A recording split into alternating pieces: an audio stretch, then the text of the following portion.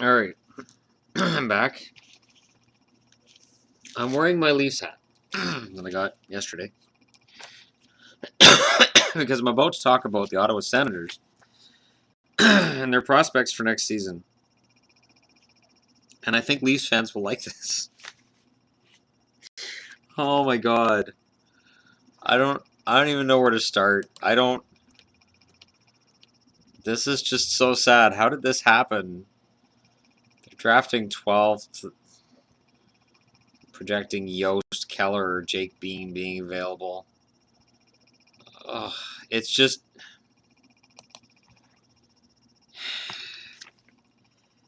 I don't even want to get into their forwards. Like it's baffling to me. Like Hoffman's their best forward, and you got Stone, and you got Turris, and you got Bobby Ryan, and Zach Smith, and Zibanejad.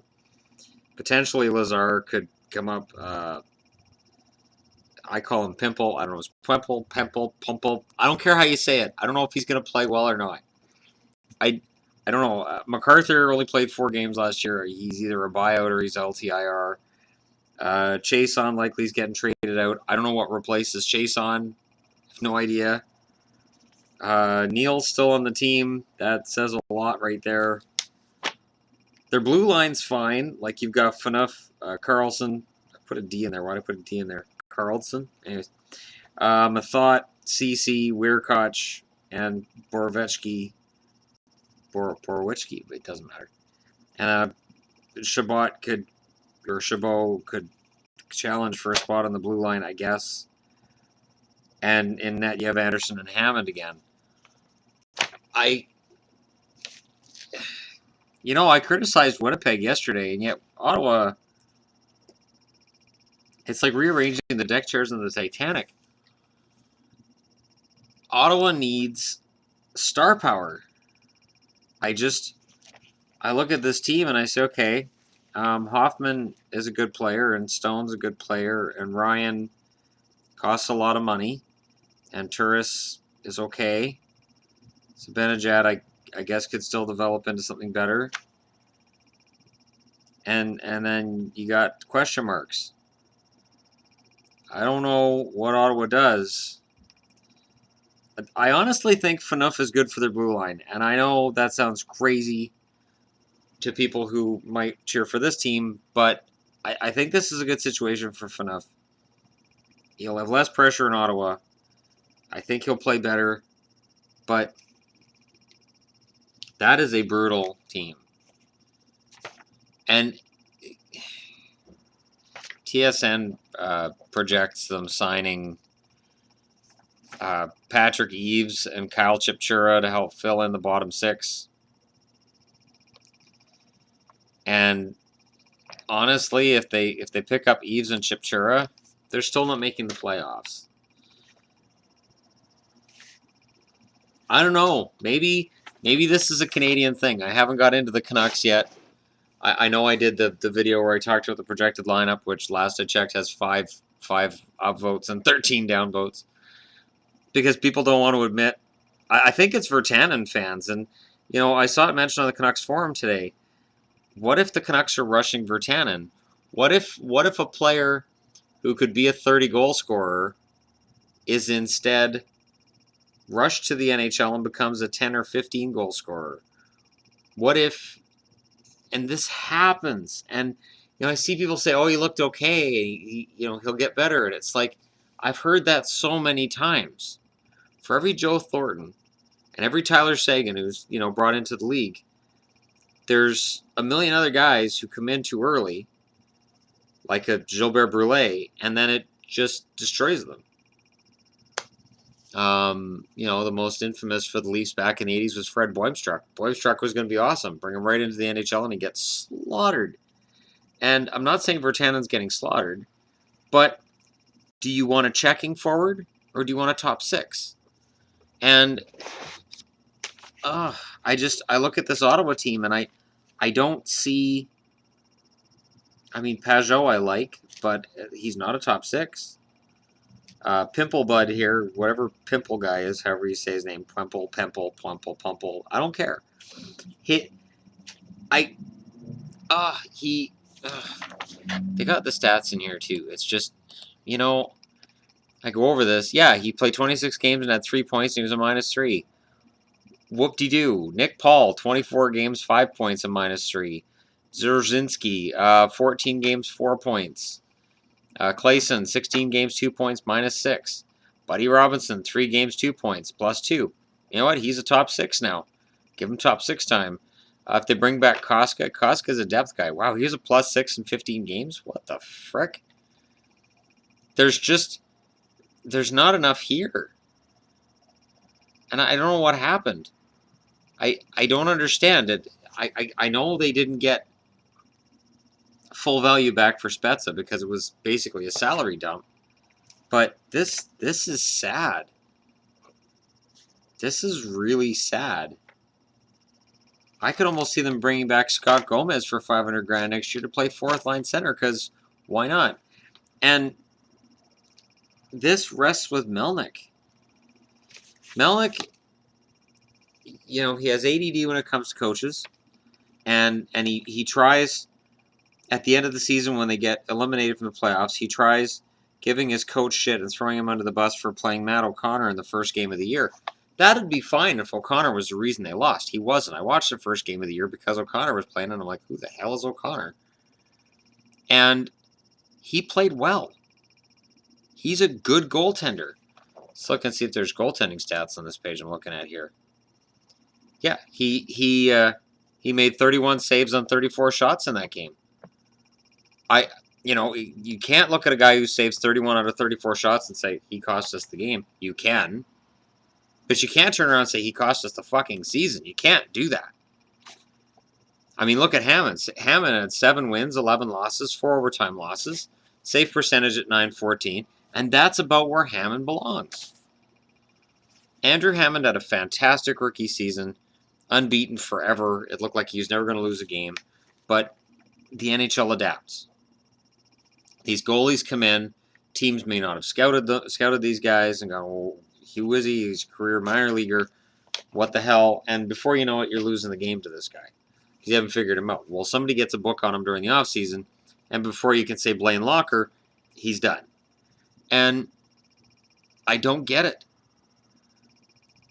I can't stand the owners that look at a GM and say, well, that guy should, this guy, that guy. I get that you're paying money. I get that you have the money to pay for your team, but in Melnyk's case, he won't pay to the cap. He doesn't want to spend money, but he wants to win. And that is a tall order. And you're riding a very thin line. And when Ottawa makes it, Melnyk's all happy, go lucky. And then when it doesn't work, then everybody gets thrown under the bus. The GM, the coach, whoever. And I have no patience for that. If Ottawa had kept Spezza, I don't think they're any further ahead than they are right now. I'm not saying that getting rid of Spezza is the reason that they're down where they are, because Spezza has helped Dallas doesn't mean he'd help Ottawa, because in Ottawa he'd be in a key role still, and in Dallas he's playing a secondary role, and that's more to where he is now.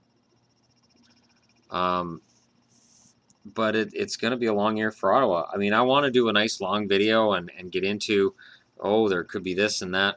Honestly, you want to look at a team that needs help up front and needs guys like Brouwer, Erickson, whoever the fuck they can get. I tell you, it's not Toronto that needs Stamkos. It's Ottawa.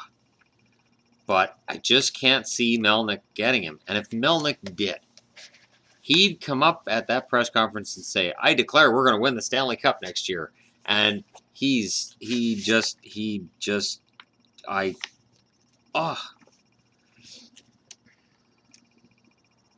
know what's bad. You know what's bad.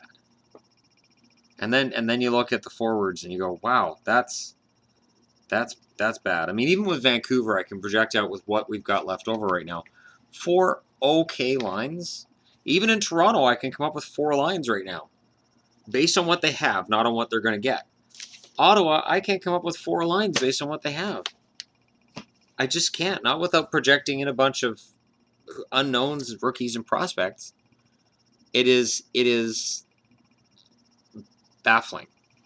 It is a baffling time for Ottawa, and I honestly think this cross Canada tour I've gone on. I was going to do Washington. I thought, no.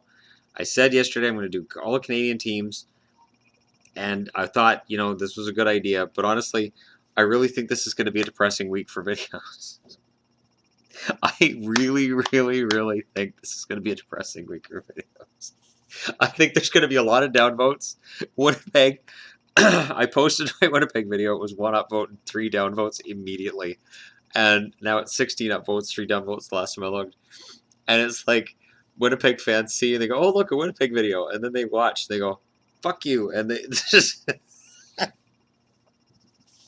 I get it. I totally get it. It's just like these Stamkos people that go and look at the Stamkos go to Toronto video, and the first thing they say is Patrick Kane's not a center. I know. Oh my god, I know. I knew May 3rd, okay? People jumped on me and I went, fuck, why did I think he was a center? He's a right wing. If the center's Anisimov. This is why I'm not even showing my lists anymore, because people jump on me like, well, look who you got there. Look who you got there. No, I'm looking at the team. I am looking at the team and saying this is not good enough. Regardless of where I've got anybody. It's not like the Titanic hits the iceberg and you go, okay, we'll put that deck chair there, and this one there. Well, that one doesn't go there. That's why the boat's sinking, because you've got the chairs in all the wrong places. No, it's still going nose first into the ocean, and it's going to break in half colossally and Rogers is going to take a bath on the ratings next year, if I'm right. Oh God, the only place that Rogers is going to make up their money is on the draft show. They might want to invest heavily in the draft show. Maybe next year's draft lottery is a 4-hour special. Maybe it's a day and a half of preamble and what's going to happen next. Before maybe every 4 hours they'll show another spot in the draft order. Oh wow. And I love Ottawa. Like, I love my throwback, the O. I love that third jersey. It's the greatest third jersey in the history of hockey. I played 2 entire seasons on NHL 14 with just that jersey. Every game, Ottawa, that jersey. And I was just Ottawa for two seasons because I love that jersey so much. And I want the team to succeed. And then I hear Melnyk open his mouth and I want to strangle him. And it's like, I haven't seen anything that blatant.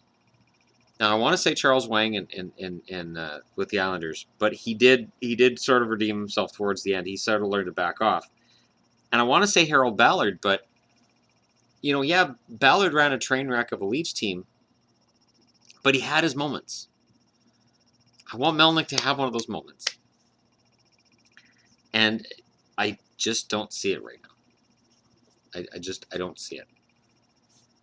So, if you are a Senators fan, I am as well. I am not saying this as a non-Senators fan.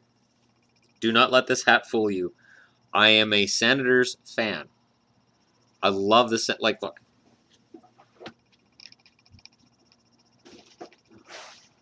It's in here. Don't go anywhere. It's in here. Don't go anywhere. Oh, it's in here. It was the first one I grabbed. Yeah, weird. Get over here. Don't fall on the floor. Damn it.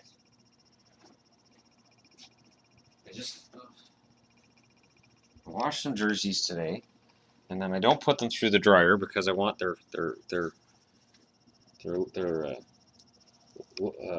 logos to last longer on the jersey. This is my favorite jersey in the league.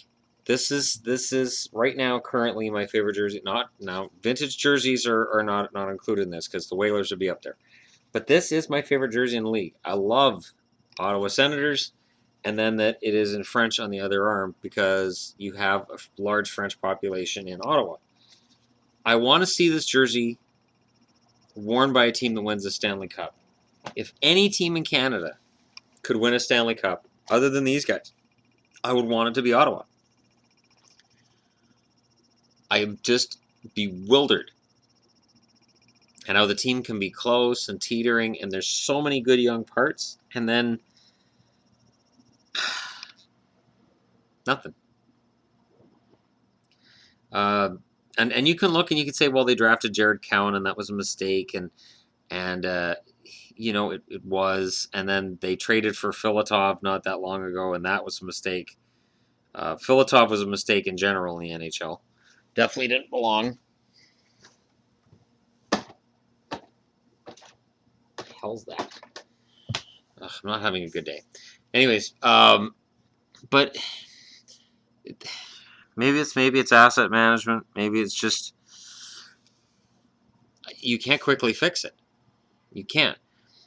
Ottawa has gutted their way to the playoffs before. I'm not saying they can't do it again. I'm not saying they can't get hot again and do it again. Craig Anderson is definitely a goaltender that can get on a hot streak, win 10 or 12 in a row, and before you know it, you're in the playoffs. But this team is a long way from contending. And I don't even know what dramatic moves you make. Bobby Ryan, at his cap hit, can't be moved. Turris, do you want to move him? No. Hoffman's a restricted free agent. He's going to want a big-time raise. Now, is this a matter of when he wants the big money and they try to get the big money, is the owner going to get in the way? What's the internal cap with Ottawa? Does Melnick look at Hoffman and go, he's not worth that, trade him? Would anybody put it past him? I wouldn't. I just, I want to have something nice here to say. Maybe I should have done a Washington video instead, because there isn't a lot of hope I can sell to Ottawa fans right now. And I want to desperately. Because every year that Ottawa faced Toronto, I died a little inside, because Toronto would psychologically destroy them. And there was a running joke I had at work where whether it was Daniel Alfredson, Jason Spezza, whoever, we would picture them being interviewed before or after a game, and they'd be like, oh, no, everything's fine. No, we'll figure this out. We'll come back. And then the interview would ask, now about Ed Belfour, and we just picture them just bursting into tears. Just absolutely bursting into tears. Because their goalie was Patrick Lalime, and Belfour beat the shit out of them. They just couldn't score on him. And it was just picturing Ottawa just losing it. Because they seemed fragile. That team seemed fragile back then, and this team now just doesn't have enough up front. They just don't. And if you who do you trade from the blue line? You don't trade Phaneuf because you just got him, and nobody's going to touch him. You're not trading Carlson. Weirkoch isn't going to get you enough. Now, Weirkoch is restricted free agent. He'll come back. He's not going to want a huge raise. CC's restricted again. He's not going to want a huge raise. You want that guy in your lineup. CC might have market value. But then what do? You bring in Chabot? And then what if CC goes off to California, plays for one of the California teams, and you bring in some forward for him to replace him, and that forward's not great, and then you watch CC knocking one out of the park. I know it's not likely, but do you trade Anderson? No, because Hammond can't be the starter. Do you trade Hammond? You can try, but his market value is really low. And then, O'Connor's your backup then, which is fine for O'Connor. He looked competent in the game I watched last year, but there's no telling whether or not he is, because it was only one freaking game. Oh, I want them to do well. And I want to sit here in a couple of months and do videos before the season starts and say, all right, Ottawa has fixed what was wrong. But it is going to be tough. And I'm not going to lie, and I'm not going to blow smoke up anybody's ass here. It is going to be a long off season. Maybe Ottawa at number 12 picks a guy who's a steal. Maybe somebody falls down to 12 that shouldn't. Maybe they grab somebody at 12 who's off anybody's radar. Ottawa has certainly proven in the past they're not afraid of taking chances at the draft table, and sometimes those gambles pay off. So maybe. Anyways, that's it for my Ottawa video. I apologize to Ottawa fans. The downvote is the little guy doing this. Uh, for fans who understand it's nothing personal, the upvote is this. The subscribe link is right in there as well. I love having subscribers. It's amazing. I genuinely look at this as a good thing going on for me. If I got into my actual personal life and my family life and all of that shit, it'd be almost as depressing as this Ottawa depth chart. Well, no, probably more depressing than that Ottawa depth chart. These videos have helped me. Subscribers help me. And I greatly appreciate each and every person who watches, even the ones who can't fucking stand my opinion. Maybe they hate the sound of my voice as well, but they listen because same reason I listen to Don Cherry, or there's guys I don't agree with. Sakaris on Vancouver Lunch. Vancouver Hockey Lunch. I just don't. And anybody who wants Lucic in Vancouver, I don't agree with any of them. Lucic sucks. That comes from a Boston fan. I'll put my Boston jersey on and I'll say it tomorrow. Lucic is absolutely a win killer. He will destroy any hopes of your team winning most nights. And I say that because as a Boston fan, I watched him do it to my Bruins for 2 years before they finally got rid of him. Much like Kessler leaving Vancouver, when Lucic left Boston, I didn't shed a tear. There's a reason. Certain guys, while they may be high profile and they might be talented, eventually you got to get them off your team. And both Kessler and Lucic had to go. So, and Ottawa, what, Mathot?